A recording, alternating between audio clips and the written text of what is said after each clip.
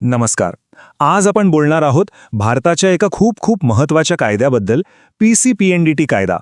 आता प्रश्न हा आहे की हा कायदा मुळात का बनवला गेला आणि टेक्नॉलॉजीचा गैरवापर थांबवून तो समाजातलं लिंग संतुलन कसं राखतो. चला हेच समजून घेऊया. तर आपण हे कसं समजून घेणार आहोत? सगळ्यात आधी आपण त्या गंभीर असंतुलनाबद्दल बोलून, ज्यामुळे हा कायदा आणावा लागला. मग पाहू की भारताने यावर कायदेशीर उत्तर कसं दिलं. हा कायदा नक्की काम कसा करतो आणि तो मोडल्यावर काय होतं, आणि सगळ्यात शेवटी या सगळ्याचं आपल्या समाजासाठी मोठं चित्र काय आहे तेही बघू. चला तर मग थेट मुळाशी जाऊया. ही गोष्ट सुरू होते एका अशा समस्येपासून ज्यामुळे हा कायदा अस्तित्वात आला, आणि ती समस्या म्हणजे स्त्री भ्रूण हत्या. खरं तर ही एक अशी गोष्ट आहे जिने आपल्या देशाच्या सामाजिक जडणघडणीवरच एक खूप मोठा आघात केला आहे. एक गोष्ट लक्षात घ्यायला हवी की हे जे असंतुलन आहे ना, ते काही नैसर्गिक नाही. यामागे आहेत काही विशिष्ट सामाजिक विचार आणि वैद्यकीय तंत्रज्ञानाचा गैरवापर. जेव्हा टेक्नॉलॉजीचा उपयोग जीव वाचवण्यासाठी होण्याऐवजी जन्माआधीच लिंग जाणून घेण्यासाठी होऊ लागला, तेव्हाच ही गंभीर परिस्थिती आपल्या समोर उभी राहिली. आता ह्या इतक्या मोठ्या समस्येला तोंड देण्यासाठी भारताने एक खूप मोठं आणि महत्त्वाचं कायदेशीर पाऊल उचललं. तोच हा कायदा. याचं पूर्ण नाव आहे गर्भधारणापूर्व व प्रसूतीपूर्व निदानतंत्र लिंग निवडीस प्रतिबंध कायदा. पण सोप्या भाषेत आपण सगळे याला PCPNDT कायदा म्हणूनच ओळखतो. विचार करा, ही समस्या इतकी गंभीर झाली होती की आजपासून जवळपास 3 दशक मागे म्हणजे 1994 साली भारतीय संसदेला यावर थेट कारवाई करावी लागली आणि हा कायदा लागू करण्यात आला. मग हा कायदा नक्की काय करतो? एकदम सोप्या भाषेत सांगायचं तर हा कायदा जन्माच्या आधी बाळाचं लिंग निवडायला किंवा ते कोणाला सांगायला पूर्णपणे बंदी घालतो. आणि हे जे तंत्रज्ञान आहे त्याचा गैरवापर होऊ नये यासाठी एकदम कडक नियम बनवतो. या कायद्याची 3 मुख्य उद्दिष्टं आहेत, जी खूप स्पष्ट आहेत. पहिलं आणि सर्वात महत्त्वाचं म्हणजे लिंग निवडीवर पूर्ण बंदी. दुसरं, जिथे जिथे अल्ट्रासाऊंड सर्ची उपकरणं आहेत त्या सगळ्या क्लिनिक्सवर कडक नियंत्रण ठेवणं. आणि तिसरं, निदान तंत्रज्ञानाचा गैरवापर, तो कोणत्याही परिस्थितीत रोखणं. ठीक आहे, उद्दिष्ट तर कळली, पण प्रश्न असा आहे की हा कायदा प्रत्यक्षात म्हणजे जमिनीवर काम कसा करतो, आणि मेडिकल क्लिनिकसाठी याचे नेमके नियम काय आहेत. चला तेच बघूया.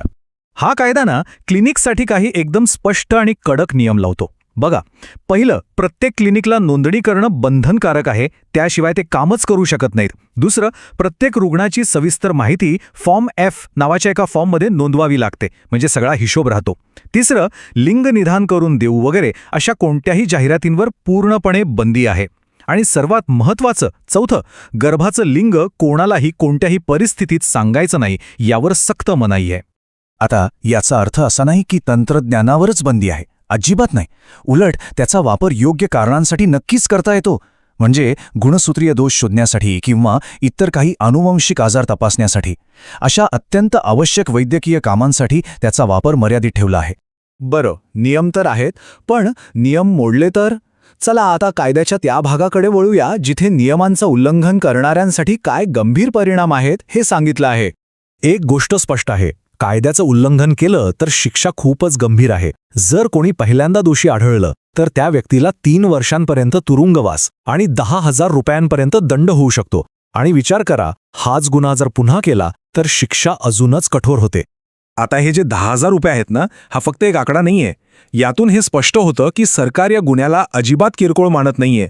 हे त्यामागचं गांभीर्य दाखवतं आणि इतरांसाठी एक स्पष्ट इशारा आहे की असं काही करण्याच्या वाटेला जाऊ नका. आणि इथे एक खूप महत्त्वाची गोष्ट आहे.